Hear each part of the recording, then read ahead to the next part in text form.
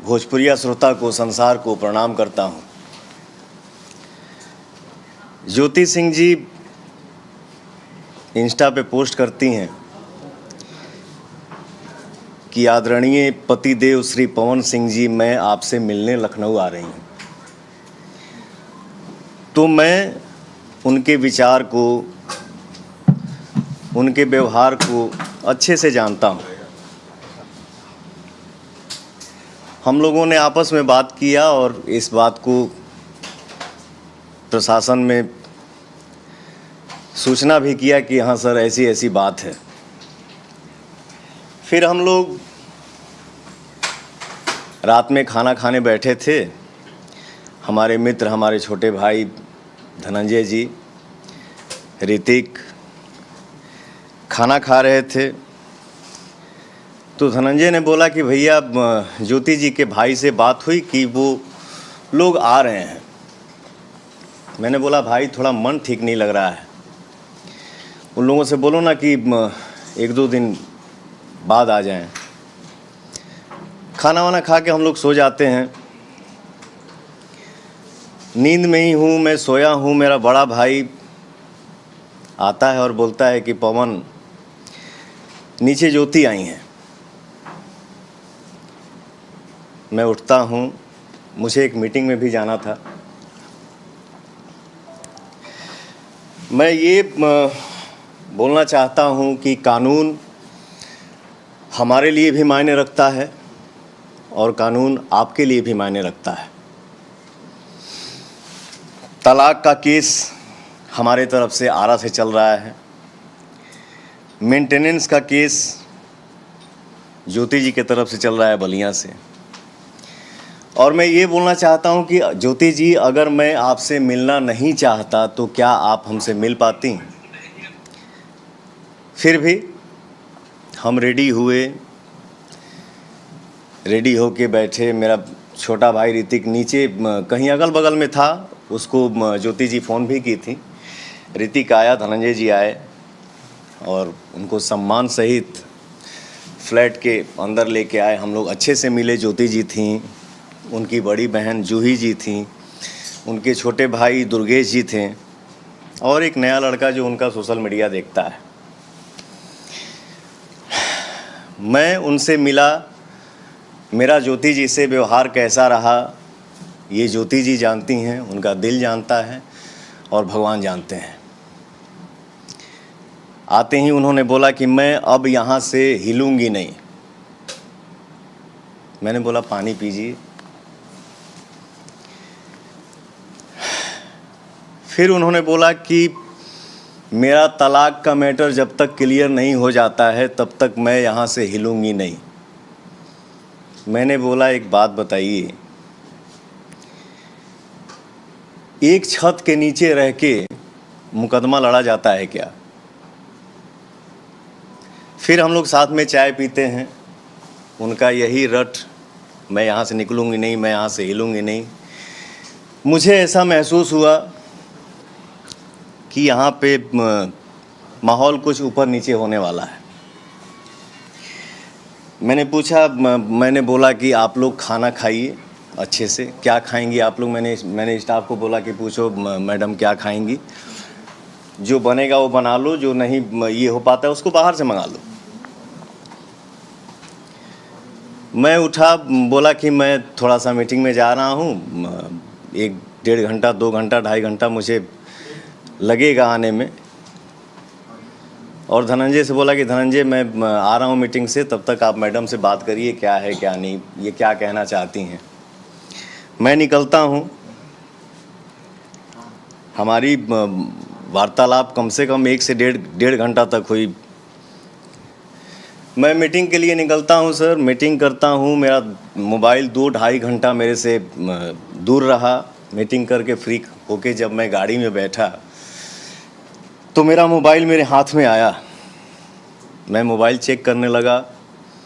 मुझे फ़ोन आता है कि भैया घर पे ऐसे ऐसे हो गया है। मैंने लाइव ही देखा।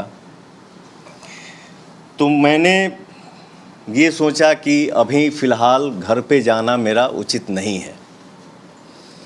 उसके बाद भी मैंने धनंजय को फ़ोन किया कि भाई देख लेना मैडम को, उनके साथ जो है उन लोगों को कोई दिक्कत ना हो। और सर मैं पूरी रात रोड पे गाड़ी साइड करके गाड़ी में ही रहा, रात काटा। नेक्स्ट डे मैडम जाती हैं, धनंजय बाकायदे उनको नीचे छोड़ने जाते हैं। फिर अब आते हैं थोड़ा सा मुद्दे की बात पे। मैं ये कहना चाहता हूँ ज्योति जी कि आप जो अपने पति के लिए अपनापन दिखा रही हैं, ये अपनापन चुनाव से 1 महीना पहले क्यों नहीं दिखा?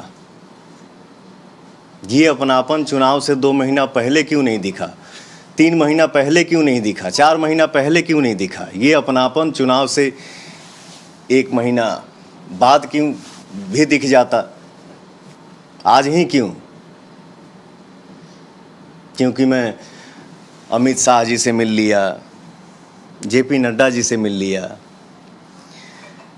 धर्मेंद्र प्रधान जी से मिल लिया, विनोद तावड़े जी से मिल लिया, उपेंद्र कुशवाहा जी से मिल लिया। वाह रे अपनापन।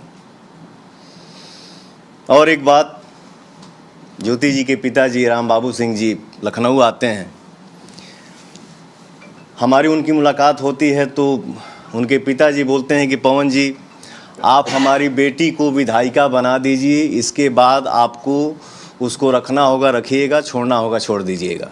मैंने बोला पिताजी ये हमारे बस की बात नहीं है। और ज्योति जी विधायिका बनने के लिए आप इतना हद तक गिर सकती हैं, ये मुझे उम्मीद नहीं था।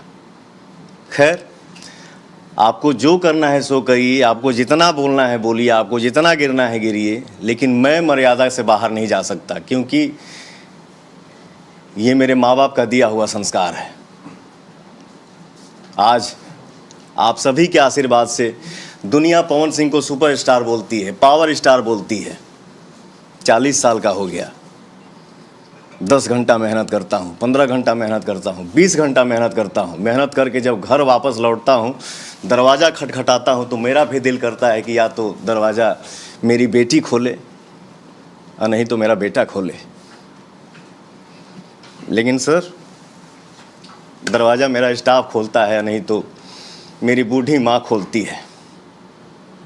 इसके बाद हम लोग घर में इंटर करते हैं, हम भाई मित्र स्टाफ मिल के खाना बनाते हैं, खाना खा के सो जाते हैं। मैं इतना कहना चाहता हूँ, मैं भी इंसान हूँ यार, थक जाता हूँ कभी कभी। यही बात है सर कि महिला के हर बात पे आंसू गिर जाता है और वो दुनिया को दिख भी जाता है। मर्द का दर्द नहीं दिखता है और ना ही वो दिखा पाता है। और एक बात, जो लोग इस मैटर में मज़े ले रहे हैं, ये है वो है, ऐसे है वैसे करना चाहिए, समाज की बात, तो मैं इतना बता दूं, इतना कह दूं कि फैमिलियर बात जो भी होती हैं वो कमरे में होती हैं, कैमरे पे नहीं। मैं बस इतना ही कहना चाहूँगा। बहुत बहुत धन्यवाद। झुंगू छुआ, ये आपकी पॉलिटिकल जो बढ़त हो रही है, आपका कद बढ़ रहा, उसकी वजह से साजिशन ही आपको डैमेज करने के लिए आई है ज्योति? मैं अपने जीवन में सर मैं बहुत कम बोलता हूँ। मैं नहीं चाहता हूँ कि हर बात पे लाइव आऊँ, हर बात का सफाई दूँ, लेकिन आप लोगों को क्या लग रहा है? मैंने बोला ना कि ये अपनापन आज से 2 महीना पहले क्यों नहीं दिखा, 4 महीना पहले क्यों नहीं, ये अपनापन आज ही क्यों दिख रहा है? ये क्या हो सकता है? यही बात है, और क्या है? पवन जी, आपको कोई राजनीतिक साजिश दिख रही है? आप बीजेपी ज्वाइन करने वाले थे चुनाव से पहले, इतने क्रूशियल समय पर ज्योति के पीछे साथ में है जो ज्योति के पीछे ब्लो कर रहे हैं, बढ़ा रहे हैं। ज्योति है, उनके पीछे कोई पॉलिटिकल पार्टी?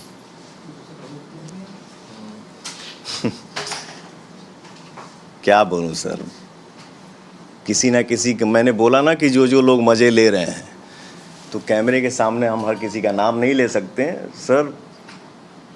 कुछ तो है, बहुत लोग जुड़े हुए हैं, बहुत लोगों का सपोर्ट है जो ऐसा ऐसा हो रहा है, और मैं क्या ही बोलूं। क्या ज्योति जी से अब सुलह की कोई गुंजाइश बची है? हमारा जो केस का मैटर है वो 3-4 साल से चल रहा है सर, और जो जो चीज़ें जीवन में हो चुकी हो गई, एज ए इंसानियत आप सबको क्या लगता है, जितना मेरी इज्जत का धजिया उड़ना था, जिसका उम्मीद नहीं था, वो सब क्रॉस हो गया। तो मुझे नहीं लगता है कि अब ये सब संभव है। मैंने बोला ना कि कानून हमारे लिए भी मायने रखता है, कानून आपके लिए भी मायने रखता है। हमारा मैटर, हमारा मामला कोर्ट में है, कोर्ट जो फैसला करेगा वो हमारे लिए भी मान्य है और उनके लिए भी मान्य है। आज से पहले, ठीक है, मतलब जब बस इससे पहले ज्योति कभी आपसे संपर्क की है कि ये अचानक से कितने साल बाद? बस इतना ही था। इन्होंने बोल दिया कोर्ट का मामला है, कोर्ट का जो फैसला होगा, कितने साल बाद वो संपर्क में आएंगे, उनको आना है? ये बात ये बता रहे हैं आपसे कि जो संपर्क में वो 5 अक्टूबर 2025 को आई हैं, लखनऊ आई हैं, इसके 2 महीना, 4 महीना, 5 महीना, 6 महीना, 8 महीना पहले भी उनको लखनऊ रेसिडेंस का एड्रेस पता था, और अगर इतना ही अपनापन रहता तो यहाँ आ सकती थी और आ करके इनसे संपर्क कर सकती थी। लेकिन जब वो यहाँ नहीं आती है तो कहीं ना कहीं आप भी इस बात को समझ सकते हैं कि एक तरफ इलेक्शन कमीशन बिहार चुनाव को लेकर के, एक तरफ इलेक्शन कमीशन बिहार चुनाव को लेकर के प्रेस कॉन्फ्रेंस कर रहा होता है, और उसी समय यहाँ पर ये सब रिवकस क्रिएट किया जाता है। तो ये समझने के लिए काफी है, इंसान के लिए इशारा काफी होता है। कौन भाई व्यक्तिगत मामला, लेकिन विवाद क्या था? क्या राजनीतिक कारणों का विवाद हुआ या उनके पिता की महत्वाकांक्षाएं थी कि विधायक उनके नाम बेटी को, ये सब उनकी महत्वाकांक्षाएं थी जिसकी वजह से आप दोनों पति पत्नी में विवाद? जी सर, सॉरी, पति पत्नी का विवाद किस बात पे था? क्या उनकी राजनीतिक और आपकी राजनीतिक महत्वाकांक्षा आड़े आ रही थी? ये मैंने बोला ना कि ये हमारा मैटर कोर्ट में 3-4 साल से चल रहा है, और ये सब जो भी बातें हैं जो चल रही हैं, जो मार्केट में दुनिया में दिख रही हैं, तो मतलब इससे हम क्या महसूस कर सकते हैं। मैंने बोला ना कि आज ही अपनापन क्यों दिखा। मैं अमित शाह जी से मिल लिया, जेपी नड्डा जी से मिल लिया, धर्मेंद्र प्रधान जी से मिल लिया, विनोद तावड़े जी से मिल लिया, उपेंद्र कुशवाहा जी से मिल लिया। तो ये कौन सा अपनापन है? इसको तो हम राजनीति ही बोल सकते हैं ना, कि मुझे डिस्टर्ब करना। क्या तय हुआ? आप कहाँ से चुनाव लड़ेंगे? आप चुनाव बिहार में कहाँ से चुनाव? पार्टी ने इस विषय पर कोई बात नहीं किया था। पार्टी ने 1 मिनट सुन लीजिए, पार्टी ने सिर्फ इतना कहा था कि आप एनडीए के लिए, विनोद तावड़े जी का आप लोग बयान सुने होंगे, विनोद तावड़े जी ने कहा था कि एनडीए के लिए आप पूरी ताकत और एनर्जी के साथ बिहार चुनाव में लगेंगे। जिस तरह से कयास तमाम बातें हो रही है, कयास भी हो रहे हैं, ऐसा कहा जा रहा है जैसे ही आप मिले सोशल मीडिया पर तमाम पोस्ट आई इसके बाद, और फिर आगे का विवाद सामने आया। अगला निर्णय क्या? किस पार्टी से चुनाव, अगर लड़ना, अगर आप आना चाहेंगे, हम आपकी मदद करना चाहेंगे, किसी पार्टी से उतरना है, कहां से उतरना है, क्या? बस एक मेरे जवाब है, सीरीज ऑफ इवेंट आप देख लीजिए, किस दिन ये मिलते हैं अमित शाह जी से, किस दिन ये मिलते हैं कुशवाहा जी से, किस दिन ये मिलते हैं धर्मेंद्र प्रधान जी से, और सीरीज ऑफ इवेंट सिर्फ आप देखते जाइए कि उसके बाद डेट बाय डेट क्या होता है, हम लोग सब समझ जाएंगे। Thank you, thank you, thank you, thank you sir. Maintenance दे सकते हैं, मेंटेनेंस आप देने में सक्षम हैं, तो क्या ज्योति तलाक में जो कमेटीज है उसमें अड़ंगा डाल रही है, इस वजह से तलाक का मामला अटका हुआ है? तलाक का मामला क्योंकि आप तो फाइनेंशियली मजबूत है, आप उनको पैसे दे सकते हैं, तो तलाक का मामला 4 साल से फाइनल होगा? सर, कोर्ट में मामला चल रहा है, कोर्ट जो तय करेगा वो सर्वमान्य होगा। धन्यवाद। आप कौन है? आप अपना एक बार परिचय दे दीजिए। ये मेरे भाई हैं। अच्छा, हम यहाँ पे आए थे और देख लीजिए ये लोग हमको लेने आए हैं और अब हम थाने में जा रहे हैं। अब आप लोग फैसला करेंगे, आप जनता हैं, आप लोग फैसला करेंगे कि हमें न्याय कैसे मिलेगा। अब आप लोग फैसला करिए। और मैं हाथ जोड़ के रिक्वेस्ट कर रही हूँ, यहाँ पे बार बार बेइज्जत किया जा रहा है मुझे, और मैं सारे वो किस केस में आप हमको ले जा रही हैं?